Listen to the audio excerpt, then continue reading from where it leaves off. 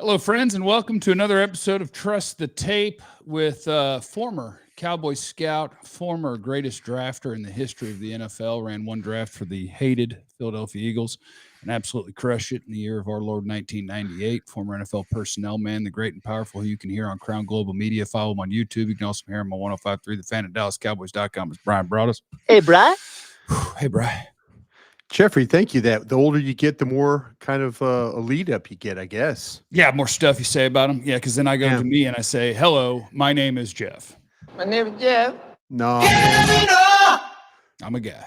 Radio Hall of Famer.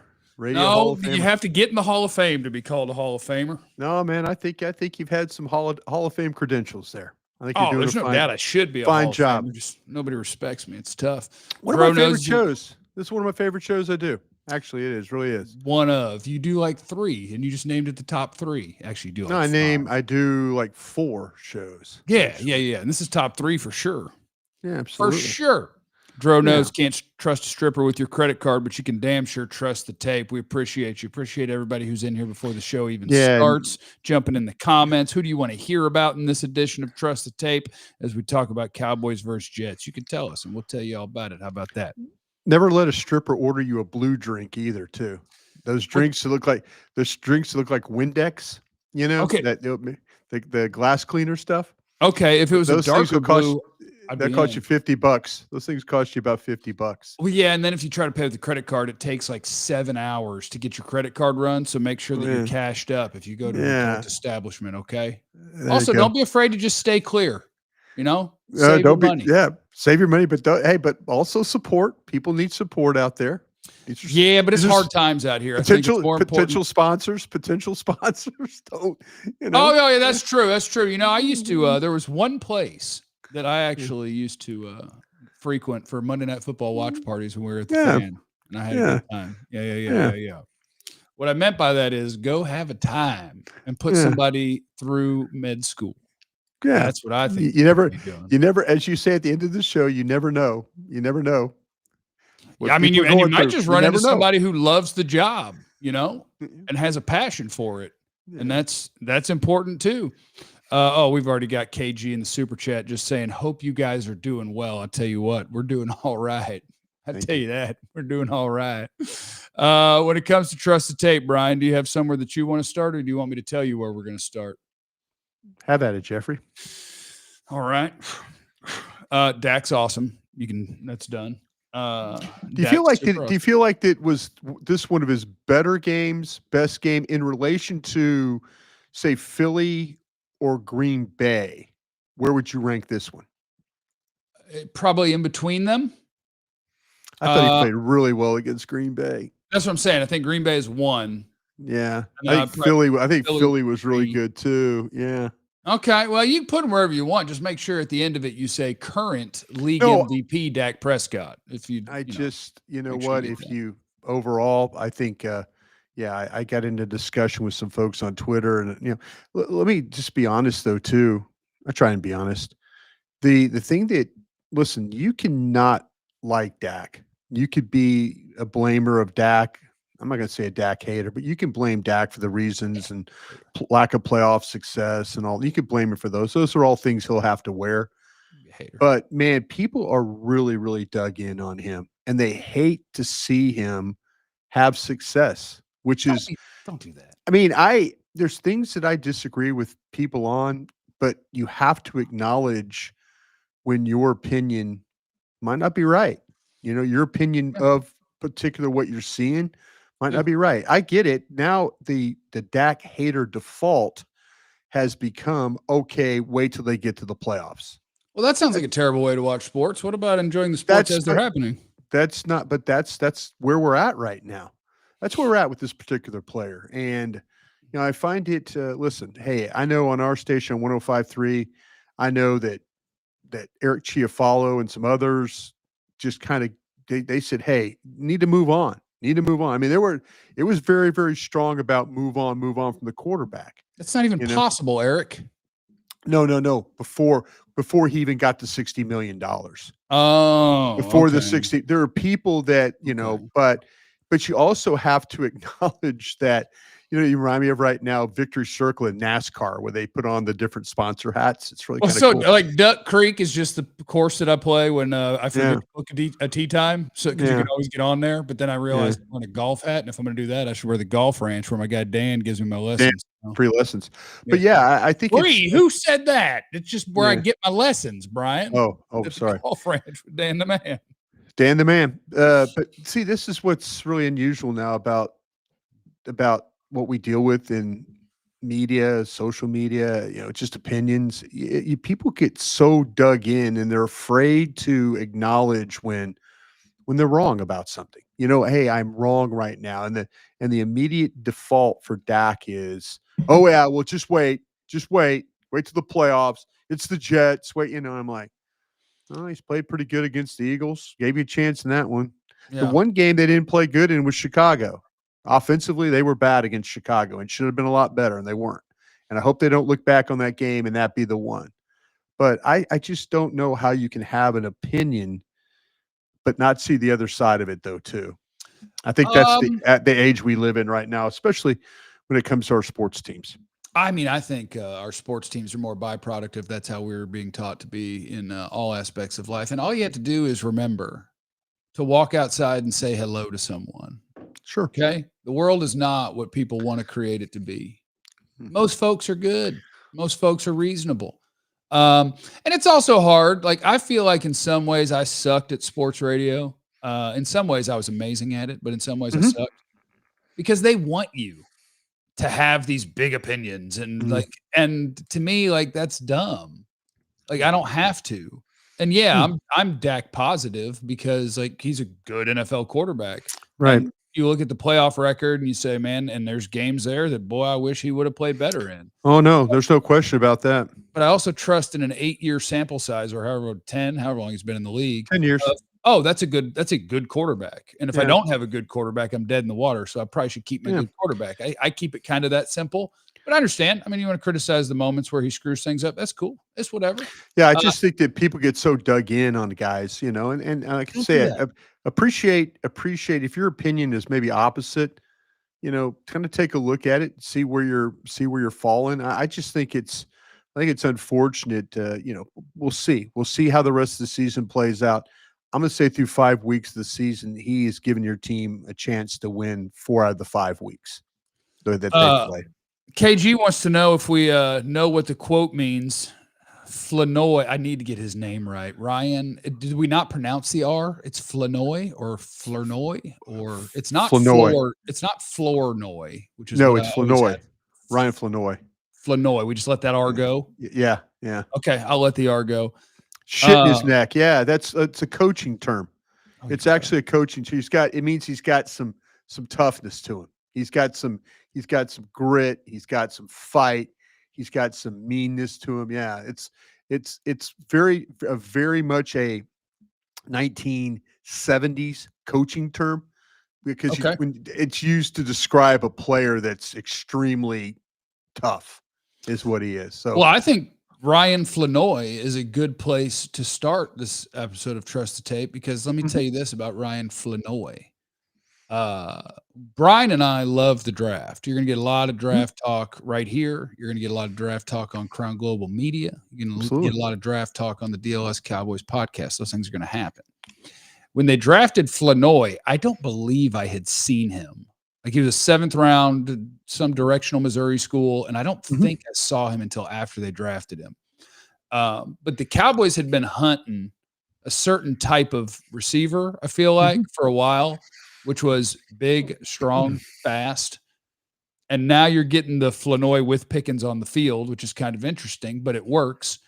When it comes to the draft, I am a supporter of @MathBomb. I think his name is Kent Platt. He came up with RAS, the relative athletic score, which is something that then the NFL kind of ripped and came up with their own version of. So shout out to him.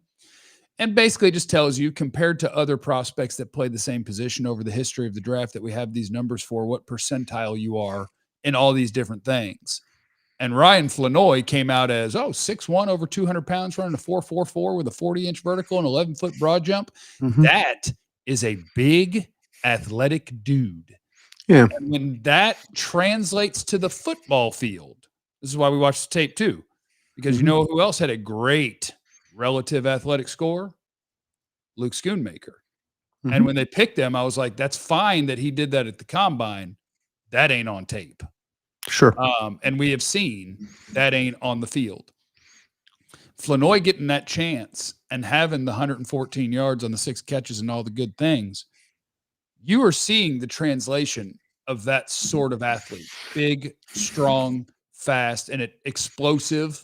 Like that's what we care about with the wee jumps high and wee jumps far. That doesn't just mean you can win a jump ball. That means you have an explosive lower body, which means you might be tough to tackle. So for Flournoy, I said it before the season, and I also said that Sky Moore would be good. So if you need to balance things real quick, always hold Sky Moore. That I thought that his skills were better than Jalen Tolbert's, and I wanted to see him get some of Jalen Tolbert's snaps. And now I want to see him be when CeeDee Lamb's back and he steps off the field because they don't play every snap.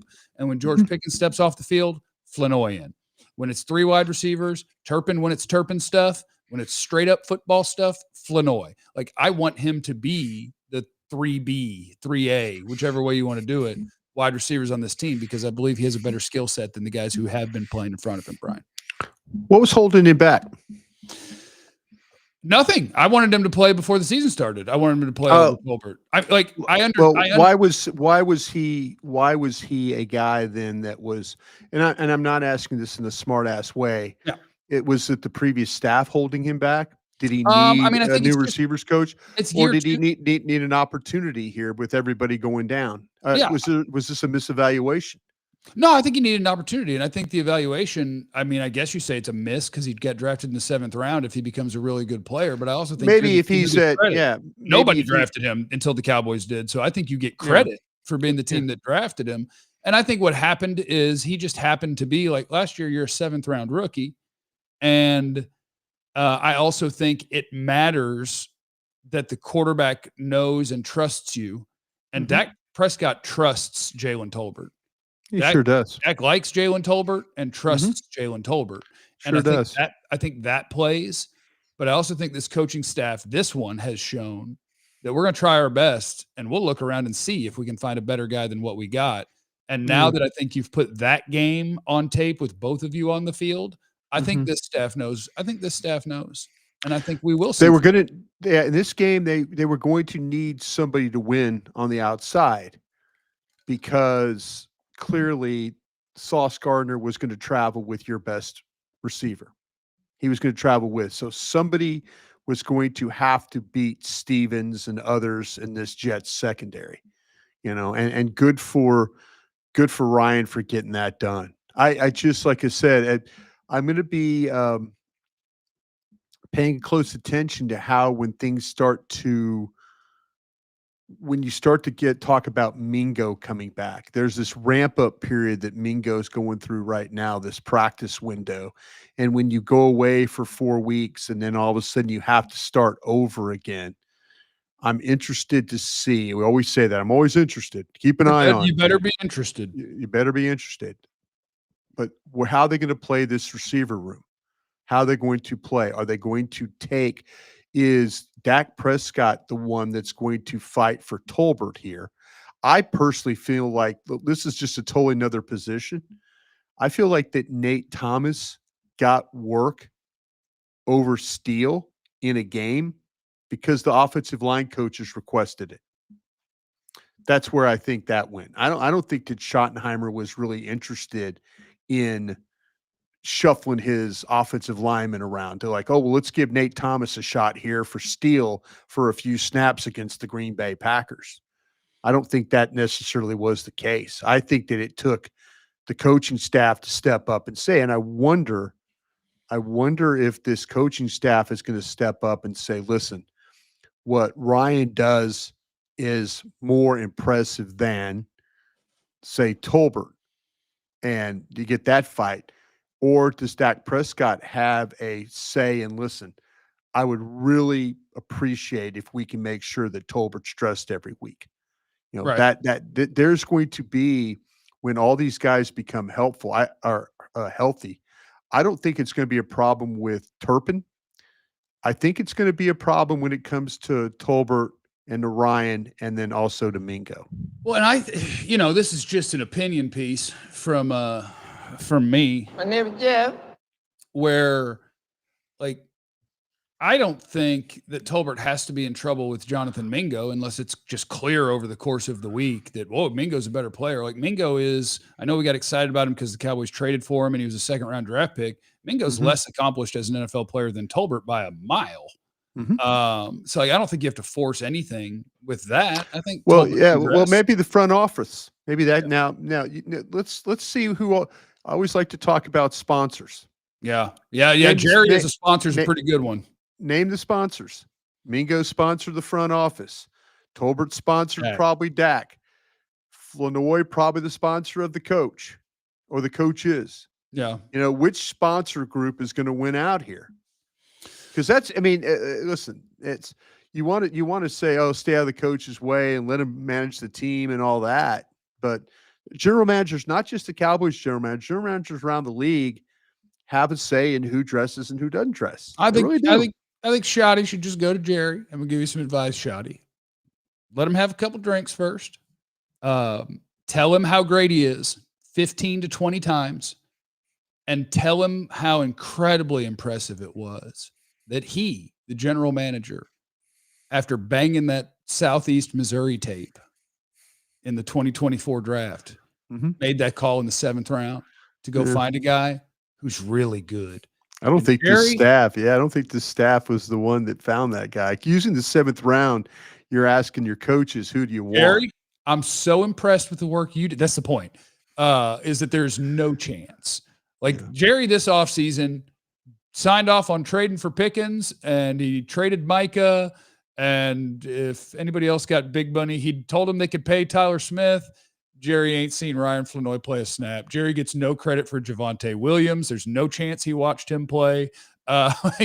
Jerry gets credit for the guys who make the most and saying, sure, Jerry don't get Flournoy credit. But that's how you make him a sponsor, is you say, boy, I sure do appreciate that you drafted that guy, Jerry.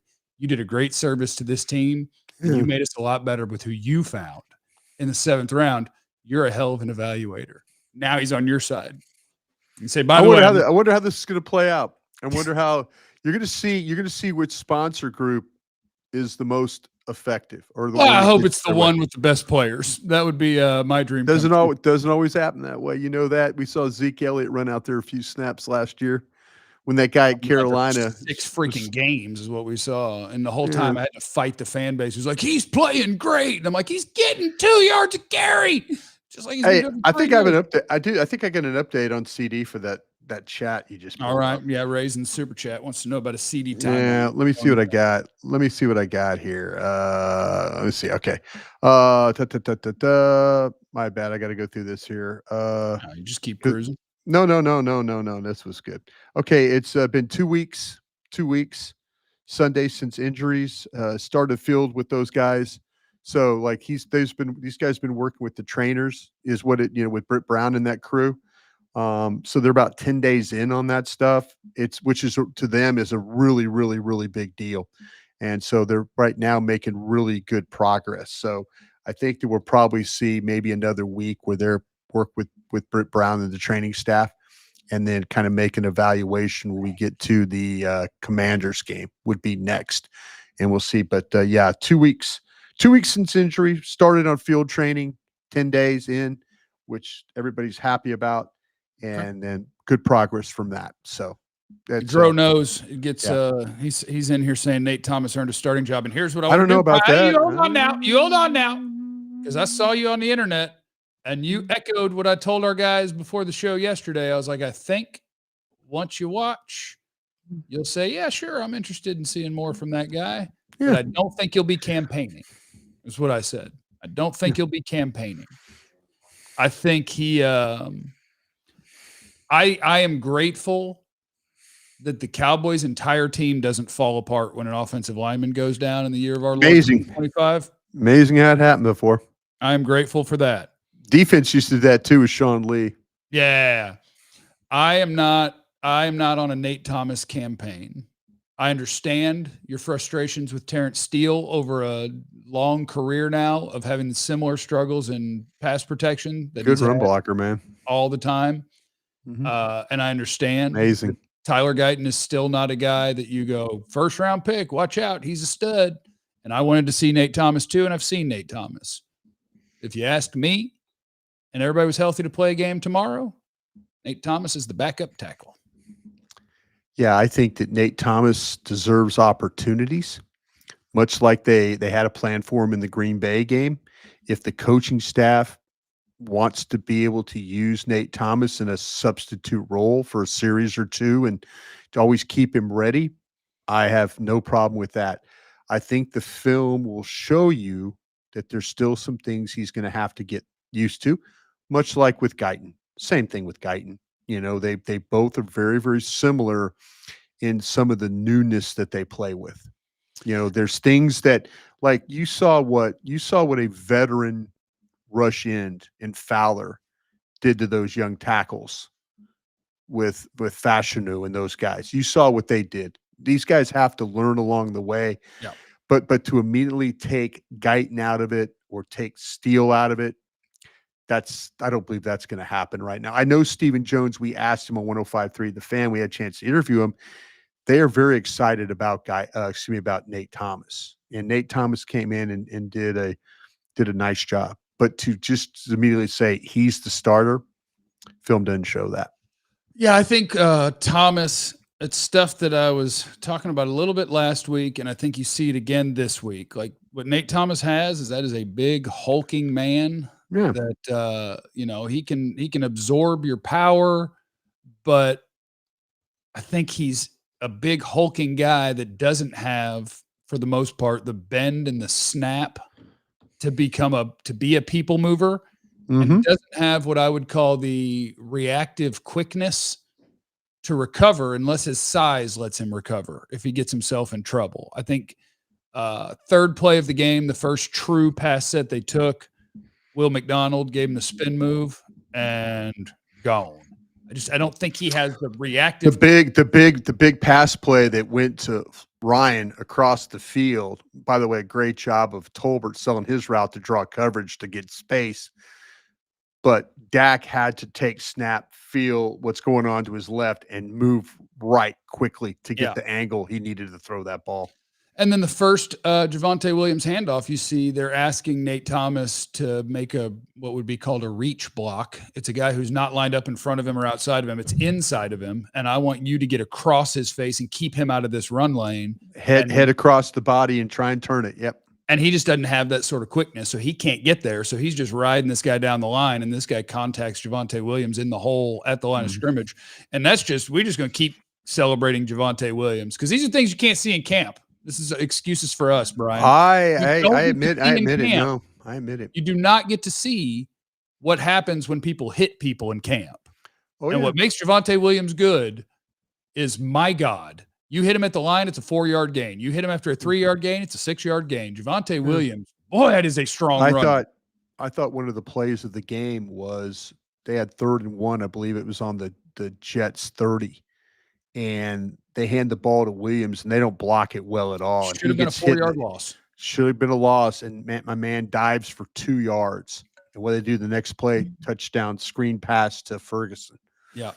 It's a huge play because if that thing gets stopped for no gain or -2, Shuddy might be trotting on Brandon Aubrey to kick that field goal right there. Yeah, now don't get me wrong. If you just line up and start a foot race and we're running 80 yards, I could beat Javonte. But I couldn't run over anybody. Kerry Matthews, Freak Jesus in the super chat. I have no idea why he wants to know this in the middle of a Trust the Tape episode. It's not sort of related to the Cowboys. What do you think of Bo Nix? Might be trading for him in fantasy football or something like that. I haven't seen a lot of Denver Bronco tape. I am friends with Sean Payton. Sean tried to convince me. I was not a Bo Nix fan. I started having flashbacks of Bo Nix at Auburn, and I kind of felt like that maybe at Oregon. I mean, Dan Lanning and those guys at Oregon do a hell of a job with their quarterbacks. And when Sean asked me before the draft what I thought about Bo Nix, and I didn't give him a very stellar report. And Sean goes, "Oh, okay. Well, you're wrong about a guy." And so then he hung up the phone, kind of a thing. And then, but he's obviously done some really good things with Bo Nix. Bo Nix last year, I think, was a little bit better. Denver comes to town, or we go to Denver here in a couple of weeks. I get to see a lot more Bo Nix tape then. And we'll do the evaluations of that. I'm sure Jeff and I will have a Friday show and talk all about the opponent.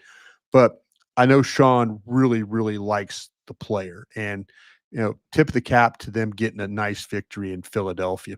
And not an easy place to play, but young quarterback getting it done there. Yeah, the better quarterback won that game. Philadelphia's falling apart. I've been telling people for 4 weeks they're falling apart. And now every time I see anything that's even somewhat negative, I should have a couple losses, man. Should have a couple losses there. I tag Jesse on Twitter every time anything happens, and I said, "See, falling apart." We had a players only meeting but they won't have to call it that because there's only 3 of them there, with Hurts and AJ Brown and Saquon. Falling apart, boys. Falling apart. Falling apart. James Houston is the next guy. I put him in the title for Trusted Tape. Do we want more and more of James Houston, or do you think they have the right role for James Houston? I agree. I think it's the diminishing returns theory here. Yep. You want him out there on 3rd and 6. Yeah. All of a sudden, it's James Houston at a very fresh clip. Dallas is sometimes at an alarming rate, can't get off the field. And so they play a lot of snaps. Sometimes teams have 19 play drives. Sometimes they hold the ball for 7 minutes. It's alarming how that happens to him every once in a while. But I think that Dallas has found a pattern for him where they get the maximum out of him every series by the way they use him. I know we all scream more, but maybe the more he plays, the more diminishing returns hits with him. Jeremy's in the super chat. He said, "BB, has Peyton texted and I told you so about Javonte?" Before you answer, yeah, I need to tell you, this is a hot dog or the bun situation. No, this is a hot dog bun. I think it's a hot dog, too. Sean Payton doesn't get to text you, "I told you so," about Javonte Williams, because he can say, "Oh, no, he's a nice player. We went a different direction." He can say that all he wants. Javonte Williams makes $7. Yeah. If Sean Payton thought he was good, you could go another direction and have him on the team. So Sean Payton, you don't get to say "I told you so" and pretend that you really. No, he told me though. He did. He said, "Listen," he goes, "This guy's a good player, Brian. He is a good player. He's going, And I'm like, "Well, I don't see this, don't see that." And he goes, "No, you'll see it. He's the one that told me, wait till you put the pads on, wait till you put the helmet on, wait till you get to the game." And I tried to just kind of once again wave him off, it doesn't know. This offseason, didn't you? Let me ask you this, Jeffrey, and I like to know in the text if people answer. Can't see the text anymore, so I don't know if people are answering these things. But you'd have to open the YouTube and the restream unless I don't. Chat. You may have a chat option on your far right side. I don't know. Yeah, I think it does. I'm not looking at it right now. Okay. I'd just like to know though, at 10 as a overthecap.com evaluation of that player, $10.7 million. You there or not right now? Don't ask me that question, Brian, because you know what I'm going to say, and the people don't want to hear that. Be honest with them, Jeffrey. For $10 million, I'll find another one. For $10 million, I'll be. You know what? I asked that question knowing damn well what you were going to say. I'll be very grateful. But I wanted to get you on record again saying that when this guy continues to help your quarterback beyond anything else going on. I think you don't want to know the quarterback's playing better. The 2 offensive line coaches and that running back. Yeah, the play action game, they're doing everything right. They're doing everything that you're supposed to. My man doesn't miss on play action. He does not miss a pass on play action. No. I love what Javonte is doing. 10.17 next year. I'm entering a weird world in my running back relationship, Brian. Yeah. As other positions run further and further and further away from it. Yeah. Or once upon a time, running backs were making 15, 17 million. Receivers were they kind of had a resurgence. They had a resurgence. But now that receivers are making 40 and running backs are going down or staying the same, and it's still you can get the best running back in football for 12. And a year from now, what's the cap right now? What is it, 250 something? NFL salary cap. The NFL salary cap right now is 2025, the year of our Lord. It is $280 million. And running back money hadn't gone up in 5 years. And the cap has gone up $100 million. They started signing these guys again for about $10 million, didn't they? They kind of started bringing them back. Well, yeah, and 10's fine. But like edge rusher went from 30 to 47 through 4 players in a matter of months. And like running back, McCaffrey got paid, but then Saquon got 12 or 13, not 20. So, and it was Baltimore guy? Well, I might be reaching the point where I'm like, if you think you got the best one, go ahead. What do I care about 12 million out of 280? Next year, that'll be 300 million. What do I care about 12? I cared about 15 or 17 out of 150. Let's go on record. Do you want to sign him for 10.7 going forward? Or do you want to take your attitude that you've had for the last 10 years of your life about running backs and say, no, I can find another one? Either one, Jeff, either one. Either one. Not any in between. Either one. 10.7 or I'm going to keep my attitude I've had for the last 10 years. 3 years, 32 million. No. Guaranteed. No, yeah, that's 10. Okay, you're figuring out. Okay, you're figuring out. 3 years, 32, 20 guaranteed. Yeah, why not? All right. Why not? Glad you're going on record with this. So when it turns, why not? Is there a point though where it stops for you? Does 13 million stop for you? I like this, like Rich. No more than 9 million. So here's my thing. Yeah. Can't do that, Rich. The guy's valuation right now is 10.7. I might keep him. I might. We'll circle back. Don't you hold me to that. No. I'd just like to go on record here as we speak on October 7th when we start. Hey, we always talk about team building is a 24/7 job, right? They tell us that. Don't hold me to that. We might just need to replace Jaden Blue next year. We'll find out. We'll see. Let's get that guy on the field, though, a little bit more. Okay. But it's hard when you watch a guy break 17 tackles and then Blue comes in and it's like, and we're tackled. And I'm like, why don't you break 17? Because I'll tell you what, the kid that stepped up in the blitz pickup, though. Good for him. Yeah, he stood on the tracks. And that's not fun. No, good for him, man. I mean, like I was worried about him going the wrong way. He stepped right up. Gave you a chance. Yeah. All right, Brian, have yourself a great day, bud. Thank you. You too, Jeffrey. Appreciate you. Stopping by, everybody. Remember, Trust the Tape is every Tuesday and Friday at 8 a.m. We'll see you again on Friday. Remember, you have no idea what anybody's going through. You don't have to pay running backs, though, but maybe you should. We'll think about it. Be good to everybody. Love you. Be easy.